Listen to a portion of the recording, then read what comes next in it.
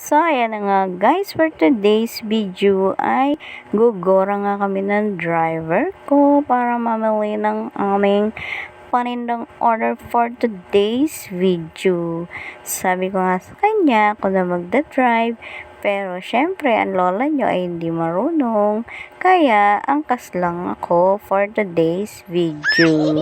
Pero sa totoo lang guys, ay gusto ko talagang matutong mag-drive. Kaya kinukulit ko siya ng kinukulit na mag-aral ako mag-drive ng motor. Ayan nga pala ang aming motor guys ay nabili namin sa aming pagsisikap.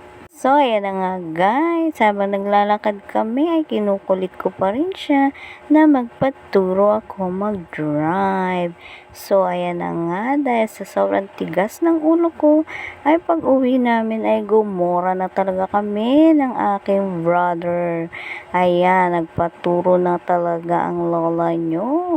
So, nagpapasalamat nga ako sa brother ko ay dahil lagi nakasuporta sa lahat ng gusto ko. So, ayan na nga guys, ang layo na nang narating ko. For the first time, ang person nasa malayo na agad-agad.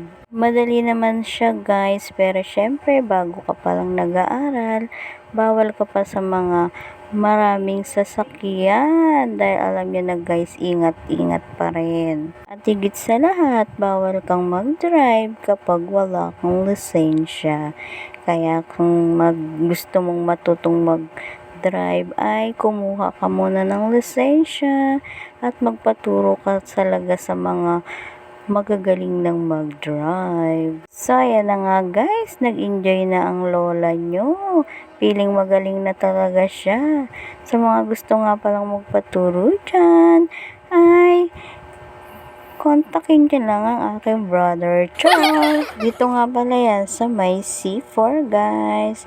Maganda dito mag-aral guys kapag magsisimula ka pa lang dahil wala talagang katao-tao for today's video. So, ayan na nga guys, nakita nyo na, pwede na ba? Paki-comment naman kasi bibili ako ng van. Char! Kaya salamat po sa mga nanonood ng aking video.